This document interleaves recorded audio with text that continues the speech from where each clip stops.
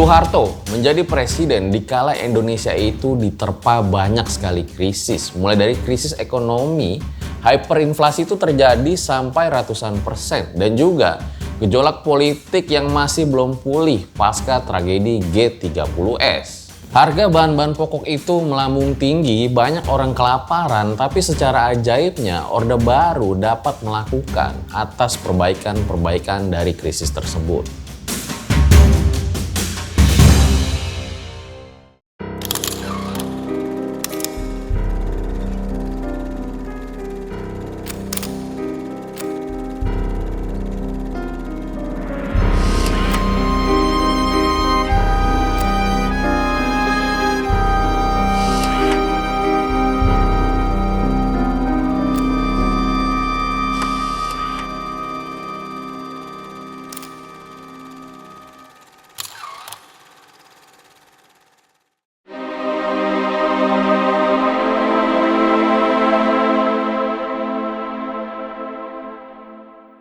Bulan Mei tahun 98 menjadi tonggak penting dalam sejarah perjalanan bangsa Indonesia. Krisis ekonomi itu terjadi di mana-mana guys, terus juga harga-harga bahan pokok itu melambung tinggi dan demonstrasi itu juga ada di mana-mana. Disinilah setelah 32 tahun berkuasa, akhirnya kekuasaan Presiden Soeharto pun berakhir.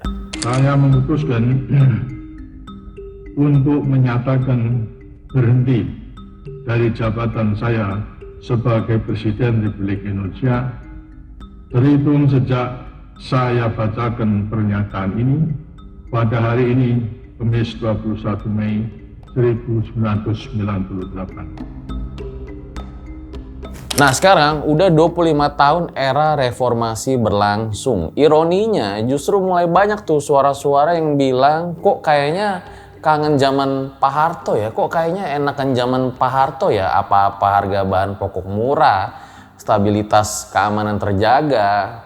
Piye kabare wis enak zamanku to? Bahkan ada sebuah survei yang mengatakan kalau ternyata justru Presiden Soeharto lah presiden yang paling berhasil dan disukai oleh rakyat. Ya walau tentunya banyak juga yang tidak ingin kembali ke zaman otoriter itu.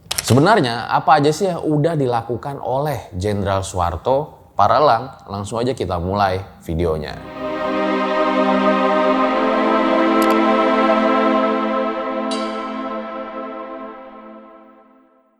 Oh iya, gue lupa guys, sebelum videonya dimulai, kalau misalnya kalian pengen nonton konten sejarah tapi ada animasinya, kalian bisa banget langsung subscribe channel YouTube Sejarah Seru. Karena di sana itu membahas konten-konten sejarah tapi pembawaannya seru gitu loh. Nah, namanya juga Sejarah Seru. Bahkan ada juga yang langsung mengeluarkan busa di mulutnya. Langsung aja kalian bisa ke channel YouTube Sejarah Seru.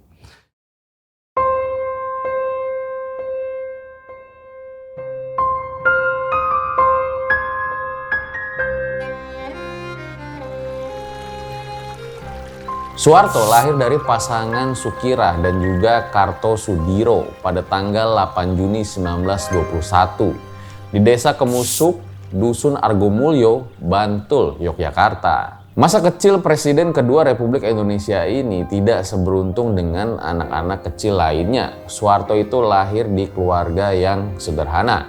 Ayahnya itu bekerja sebagai mantri ulu-ulu atau pengatur irigasi. Belum genap usia 40 hari, Soeharto kecil dibawa ibunya ke Mbah Kromodiryo. Karena ibunya sakit, makanya ibunya itu tidak bisa menyusui. Pada akhirnya nih, Mbah Kromo itulah yang mengajarkan kasih sayang kepada Soeharto. Mbah Kromo itu memberi makan Soeharto, merawatnya di kala sakit, dan juga mengajari Soeharto kecil itu mengenai kehidupan di desa. Makanya Soeharto semasa kecilnya itu sudah akrab dengan kehidupan desa, petani, kerbau, dan juga sawahnya. Siapa yang sangka seorang yang nantinya akan menjabat presiden nih selama 32 tahun mengalami masa kecil yang cukup sulit. Jadi Soeharto kecil itu rumahnya berpindah-pindah ke sanak saudaranya. Meski ekonominya sulit, tapi ternyata Soeharto pun mampu menyelesaikan pendidikannya. Ia berhasil menamatkan sekolah rakyat selama 4 tahun. Lalu Soeharto kecil melanjutkan pendidikannya di SMP Muhammadiyah. Harapannya nih Soeharto itu dapat melanjutkan pendidikan ke level yang lebih tinggi. Namun ya apa daya, karena ekonomi yang sulit maka pupuslah harapan itu.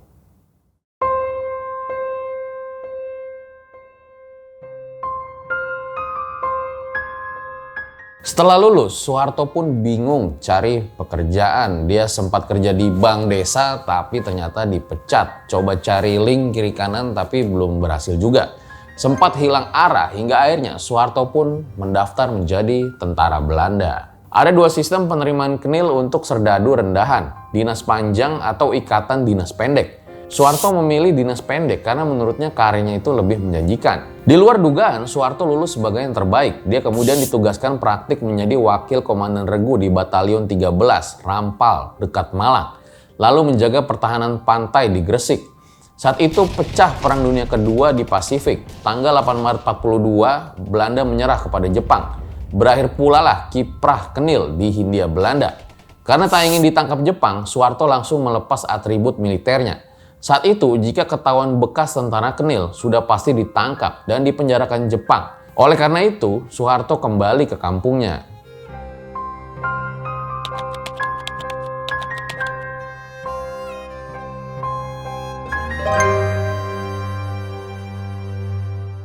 Karena mungkin bosan menganggur, akhirnya Soeharto itu mendaftar lah jadi Keibuho atau polisi Jepang. Tapi di satu sisi dia juga takut kebongkar gitu kalau identitasnya itu ketahuan kalau dia bekas tentara Knil.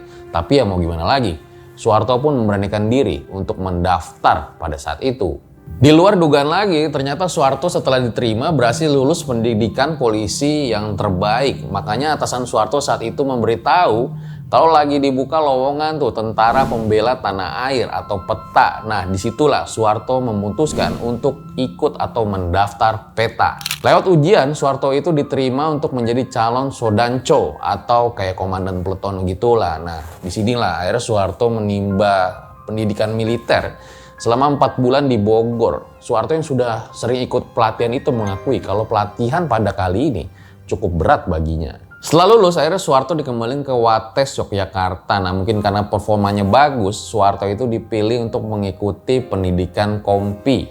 Akhirnya saat itu ia juga ditugaskan di Yogyakarta, Solo, dan juga Madiun. Sebelum akhirnya nanti ditarik lagi tuh ke markas besar PETA untuk mengurusi pendidikan.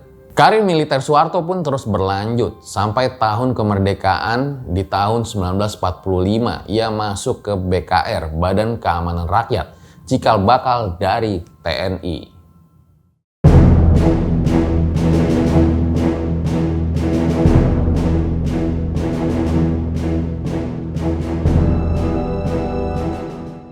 Sebuah kejadian di akhir dekade 1950-an membuat Soeharto itu berseteru dengan Jenderal Ahmad Yani.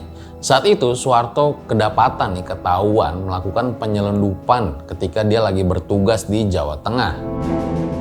Bersama Soeharto tuh mulai muncul tuh nama-nama kayak Bob Hasan, terus juga Lim Shi Leong. Jadi pada saat itu Jawa Tengah itu lagi banyak gagal panen, makanya Jawa Tengah itu akhirnya impor beras dari Singapura. Belakangan Soeharto itu merasa dituduh sebagai korupsi beras. Pada tanggal 18 Juli 1959, Ahmad Yani yang tahu mengenai isu ini marah besar, bahkan dia diisukan juga menampar Soeharto pada saat itu. Kasus penyelundupan ini dinilai telah memalukan Korps. Bahkan pada saat itu Jenderal Abdul Haris Nasution yang menjabat sebagai Kepala Staf Angkatan Darat merekomendasikan agar Soeharto ini udahlah diadilin mahkamah militer aja gitu dan dipecat dari Angkatan Darat.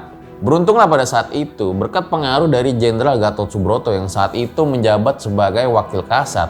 Dia berusaha untuk meyakinkan para petinggi Angkatan Darat nih, udahlah Soeharto itu masih bisa diperbaiki. Hingga akhirnya Soeharto pun selamat walau dia udah nggak jadi panglima lagi di Jawa Tengah.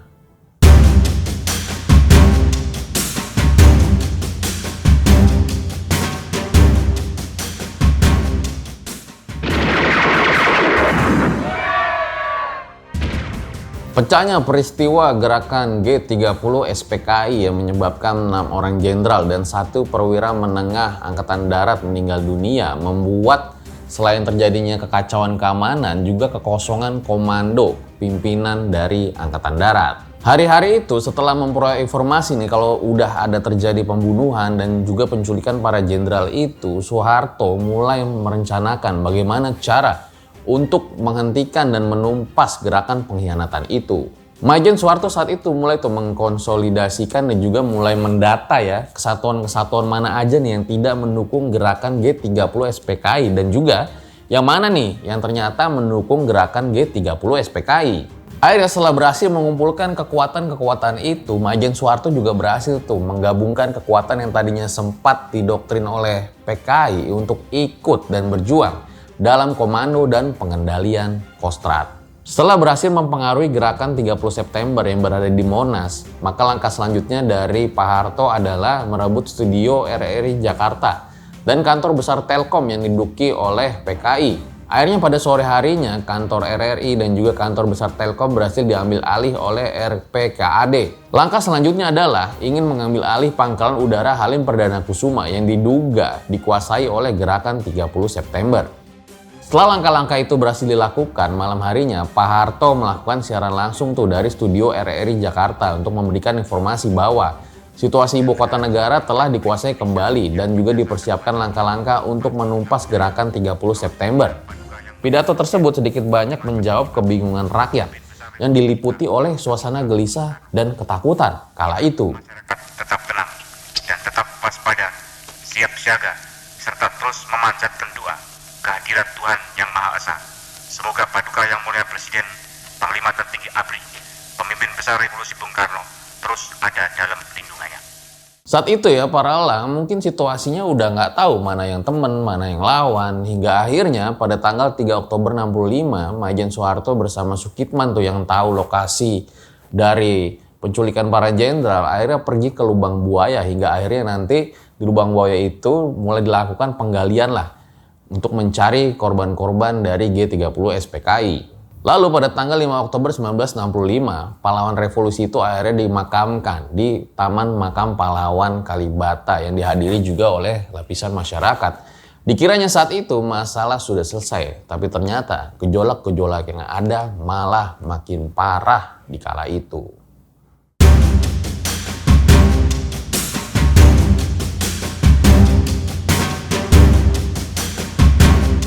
Setelah peristiwa G30 SPKI, hari-hari bangsa Indonesia itu dalam keadaan tidak menentu dan saling curiga. Mungkin para elang juga udah pada tahu.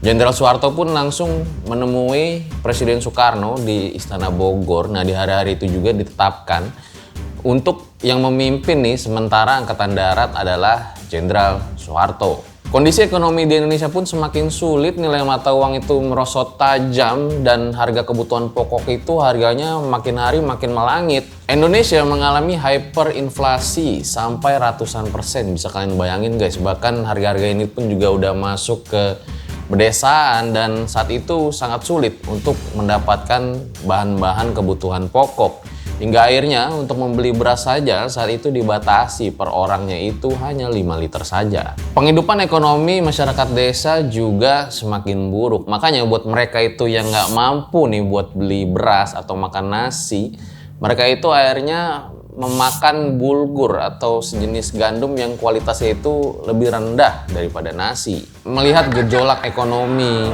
politik, masyarakat itu jadi makin gak sabar, gak puas dengan kondisi pemerintahan yang lagi ada pada saat itu. Makanya demonstrasi itu ada di mana-mana dan meletuslah 3 tuntutan rakyat atau Tritura yang isinya pembubaran PKI, terus juga penghapusan pembersihan kabinet dari unsur-unsur G30S, dan yang terakhir adalah penurunan harga bahan-bahan pokok.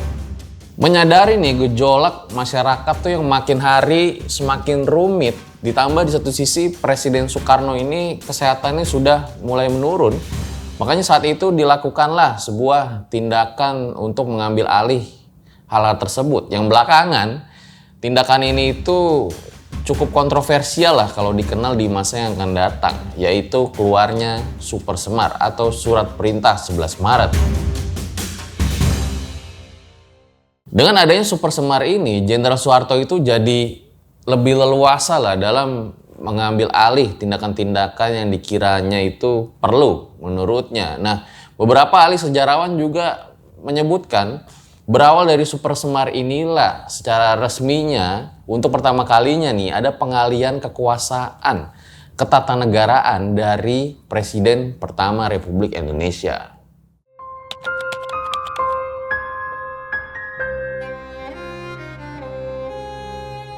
Semakin hari kekuasaan Presiden Soekarno itu seperti dilucuti ya oleh Jenderal Soeharto hingga akhirnya setahun kemudian tahun 67 itu dilakukan sidang istimewa MPRS dan setahun kemudian secara resmi Soeharto dilantik menjadi Presiden Indonesia yang kedua pada tanggal 27 Maret 1968.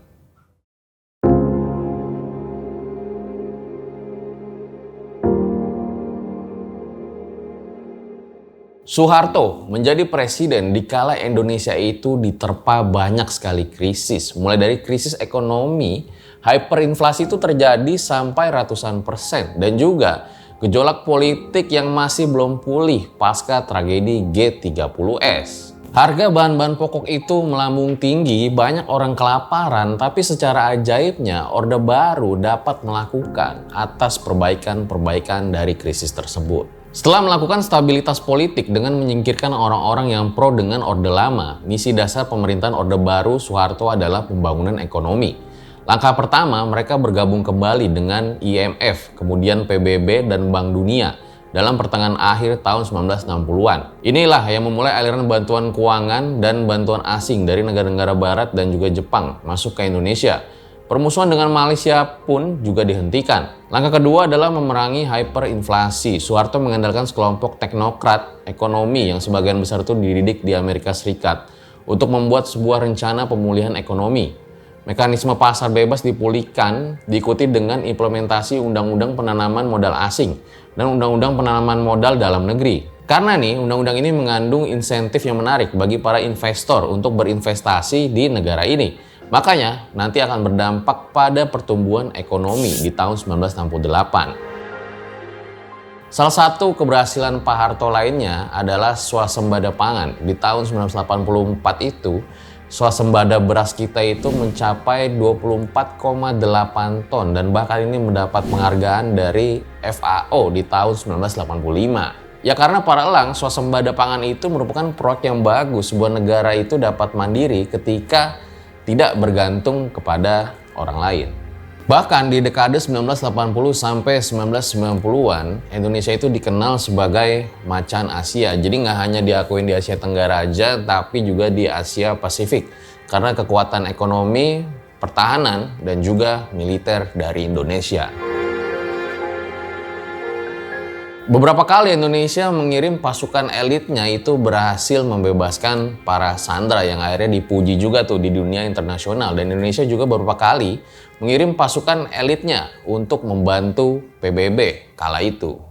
Namun tidak melulu hal-hal yang bagus-bagus. Orde Baru juga meninggalkan lembaran hitam. Rezim ini disorot dalam perkara-perkara pelanggaran hak asasi manusia. Komisi untuk Orang Hilang dan Korban Tindak Kekerasan atau Kontras mencatat setidaknya ada 10 kasus. Mulai dari Pulau Buru terkait kader PKI, Petrus, sampai penculikan dan kerusuhan bulan Mei tahun 98. Selain itu, merebaknya isu KKN dan puncaknya terjadi krisis moneter di pertengahan tahun 97. Terjadi demonstrasi dari mahasiswa dan masyarakat yang tidak lagi ingin Soeharto sebagai presiden karena memang udah berkuasa puluhan tahun dan kondisi perekonomian Indonesia saat itu sedang diterpa krisis. Namun rezim penguasa saat itu kembali memilih Soeharto menjadi presiden dan Habibie sebagai wakil presiden. Nah setelahnya mulai lagi tuh demonstrasi besar-besaran yang diikuti lebih dari puluhan ribu mahasiswa di Yogyakarta yang mewarnai unjuk rasa di kampus UGM. Mereka menginginkan dibentuk pemerintahan yang bersih, bebas dari korupsi, kolusi, dan nepotisme. Aksi serupa juga terjadi di berbagai kota lainnya yang intinya para demonstran itu udah nggak puas lah dengan kinerja Presiden Soeharto yang nggak bisa menekan krisis moneter yang membuat harga-harga bahan pokok itu melambung tinggi. Ditambah yang tadi gue bilang itu, isu KKN juga semakin merebak. pembukaman suara-suara rakyat juga semakin membuat rakyat itu memberontak pada akhirnya. Dalam masa-masa kerusuhan Mei 98 itu, Soeharto sebetulnya sudah membaca dan melakukan langkah-langkah penyelamatan seperti merombak ganti kabinetnya. Tapi ternyata kayaknya rakyat itu juga udah nggak puas, yang hanya menginginkan ya Soeharto itu lebih baik legowo aja, segera turun gitu loh. Hingga akhirnya demo itu meluas, di mana ujung tombak demo ini kan mahasiswa ya. Nah disinilah banyak terjadi tragedi ketika terjadi kerusuhan di bulan Mei tahun 98. Salah satunya adalah korban-korban mahasiswa pada saat itu yang lagi demo di tahun 98. Yang akhirnya belakangan itu para elang kita kenal dengan tragedi Trisakti ya. Nah, peristiwa Mei 98 menjadi catatan sejarah kelam dalam perjalanan bangsa Indonesia. Akhirnya Presiden Soeharto tanggal 21 Mei 1998 menyatakan mengundurkan diri dan digantikan oleh wakilnya yaitu Pak Habibie. Saya memutuskan untuk menyatakan berhenti dari jabatan saya sebagai Presiden Republik Indonesia. Nah, pada saat pidato pengunduran diri itu disambut dengan gegap gempita oleh rakyat kala itu.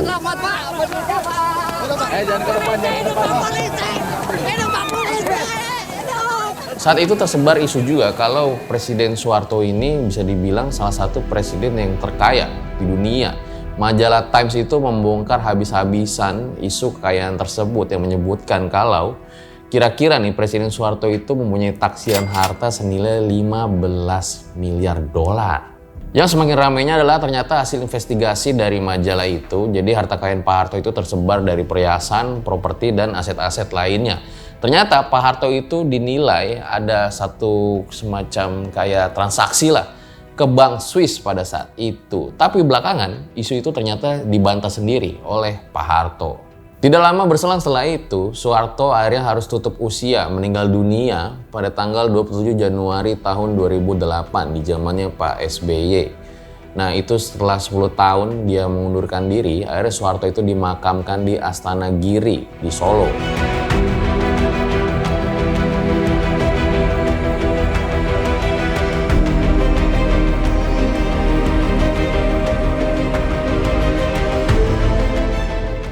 Sudah 25 tahun reformasi, ternyata banyak warga yang mengatakan malah kangen zamannya Pak Harto dulu. Katanya apa-apa murah, terus juga stabilitas keamanan terjaga. Dan katanya di reformasi ini mana KKN-nya kok malah makin parah gitu loh. Nah makanya nggak sedikit tuh warga yang mengatakan, piye kabare? Wis enak zamanku toh.